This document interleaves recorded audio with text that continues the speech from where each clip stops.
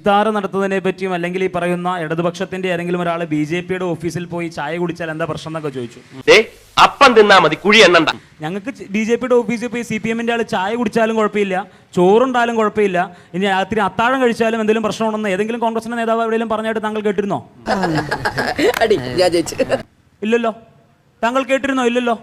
അതാ പറഞ്ഞേ, താങ്കൾ ചോദ്യം ചോദിച്ചാൽ എന്താ, CPM-ന്റെ ഏതെങ്കിലും ഓഫീസിൽ പോയി അല്ലെങ്കിൽ BJP-യുടെ ഓഫീസിൽ പോയി മറ്റുള്ള ഈ പറയുന്ന പാർട്ടി ആൾ പോയി ചായ കുടിച്ചോ? ഇത് ചായ കുടിച്ചാലും കുഴപ്പമില്ല, ചോറുണ്ടാലും കുഴപ്പമില്ല, അത്താഴം കഴിച്ചാലും ഇന്ത്യൻ നാഷണൽ കോൺഗ്രസിനോ ഐക്യജനാധിപത്യ മുന്നണിക്കോ ഒരു കുഴപ്പമില്ല. ഒരു കുഴപ്പമില്ല, സന്തോഷമുള്ള മക്കളെ, സന്തോഷമായി. മതേതരത്വം എന്ന് പറയുന്ന വലിയ വാല്യുബിൾ പോയിന്റ്, അതായത് നമുക്ക് എല്ലാവർക്കും അറിയാം, ഇന്നുള്ള ഇന്ത്യയെ എല്ലാമുള്ള ഇന്ത്യയൊക്കെ അത് ആരാ? കോൺഗ്രസ്സാണ്. ഇതിപ്പോ മരമായിട്ട് അവന്റെ വരവ് നല്ല കാതലുള്ള മരം. ആ കോൺഗ്രസ് ആക്കിയ മതേതരത്വ നിലപാട് നിങ്ങൾ എന്തോരം ആഞ്ഞു പോയാലും ഞാനൊരു കാര്യം പറയാം, മതേതരത്വ നിലപാട് എന്നും ഉയർത്തിപ്പിടിച്ച ഒരു പ്രസ്ഥാനമേ ഉള്ള പ്രസ്ഥാനത്തിന്റെ പേര് ഇന്ത്യൻ നാഷണൽ കോൺഗ്രസ് എന്നാ. അത് തിരിച്ചറിയണമെങ്കിൽ എന്റെ ഈ പേ പിടിച്ച തെരുവുനായന്റെ ജന്മം കളഞ്ഞ് ഈ ഒരു യഥാർത്ഥ ഇന്ത്യൻ ആയിട്ട് ജനിക്കണം, ഒരു ഉസുറുള്ള ആൺകുട്ടിയായിട്ട് ജനിക്കണം. നിങ്ങൾ ഈ മതേതരത്വ നിലപാട് പറഞ്ഞുകൊണ്ട് വലിയ വർത്തമാനം പറയുന്ന BJP-കാരോട് ഒരു കാര്യം പറയാം, അങ്ങ് തൃശ്ശൂരൊക്കെ കിരീടം വെക്കാൻ പോയ കഥയൊന്നും ആരും മറന്നു പോകരുത്. അപ്പൊ എനിക്ക് പിഴച്ചെന്നാണോ താൻ പറഞ്ഞു വരുന്നത്? മനുഷ്യനല്ലേ, തെറ്റാർക്കും പറ്റും. നിങ്ങൾ മാത്രം ഇരുന്ന് കണ്ണടച്ചാൽ ഇവിടെ ഇരുട്ടാവില്ല. തൃശ്ശൂരൊക്കെ കിരീടം വെക്കാൻ പോയതും അരമന കയറി കേക്ക് കൊടുക്കാൻ പോയതും നിങ്ങൾ മറന്നു പോകരുത്. സാർ 2 കൈകളല്ലേ പറഞ്ഞത്, ഞാൻ 4 ഇട്ടിട്ടുണ്ട്. ഇതൊക്കെ പഠിച്ചത്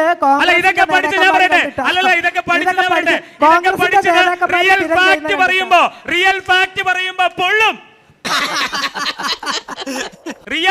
പറയുമ്പോ പൊള്ളും. അരമന കയറി കേക്ക് കൊടുത്തില്ലെന്ന് പറയാൻ പറ്റോ? പറയാൻ പറ്റോ? കിരീടം വെച്ചില്ലെന്ന് പറയാൻ പറ്റോ? ഒന്നും മനഃപൂർവ്വം അല്ലല്ലോ, കരുതിക്കുട്ടിയല്ലേ. പറയാൻ പറ്റോ? ഉത്തരം മുട്ടുമ്പോ ആന എന്ന് പറയുമ്പോ ചേന എന്നല്ല ഉത്തരം പറയണ്ടേ?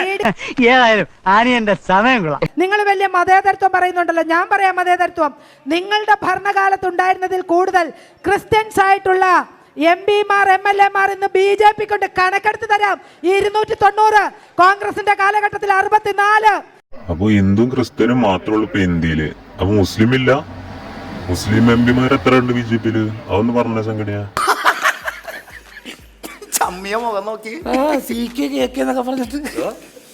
VD സതീശൻ രാവിലെ എണീക്കുമ്പോ മുതൽ രാത്രി ഉറങ്ങുന്നത് വരെ ജമാഅത്തെ ഇസ്ലാമി സ്വാഹ ആണല്ലോ. എന്ത് മതേതരത്വം കാണിക്കുന്നത്? നല്ല ബെസ്റ്റ് മോളാ. ഇതിന്റെ ഒരു വിത്ത് കിട്ടോ? ഞങ്ങളുടെ ഈ സൈസ് ഇല്ല. വർഗീയത പറഞ്ഞുകൊണ്ട് ഞങ്ങൾക്ക് വോട്ട് വേണ്ട എന്ന് പറഞ്ഞ് കാസർഗോഡ് മുതൽ തിരുവനന്തപുരം വരെ യാത്ര നടത്തിയപ്പോൾ ഓരോ നിയോജകമണ്ഡലങ്ങളിലും എന്താ എന്റെ ഉദ്ദേശം? പിടിച്ചു നിൽക്കണ്ടേ മുത്തശ്ശ? ഏറ്റവും വലിയ മതേതരത്വ രാജ്യമായ ഇന്ത്യയുടെ മതേതരത്വം തകർത്ത 2 പാർട്ടിയുടെ നേതാക്കന്മാർ ഇവിടെ തമ്മിലടിക്കുമ്പോൾ എനിക്ക് ദുഃഖമുണ്ട്. എന്റെ പേരും പറഞ്ഞ് ഭയക്കൊണ്ടാക്കി മുതലെടുക്കാൻ നമ്മൾ ആരെയും സമ്മതിക്കില്ല. എന്തേ കാരണം? നരസിംഹറാവു ഇന്ത്യയുടെ പ്രധാനമന്ത്രിയായിരിക്കെ BJP-യുടെ നേതാക്കന്മാർ ഒരു മുസ്ലിം ദേവാലയം തകർത്തപ്പോൾ ഇന്ത്യയുടെ പ്രധാനമന്ത്രി നരേന്ദ്രമോദിയായിരുന്നു ലോകത്തിന്റെ മുമ്പിൽ കുരിച്ചില്ലേ?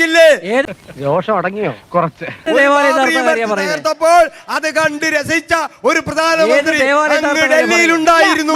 ആ പ്രധാനമന്ത്രിയുടെ പേര് നരേന്ദ്രമോദി ആയിരുന്നില്ല, നരസിംഹറാവു ആയിരുന്നു.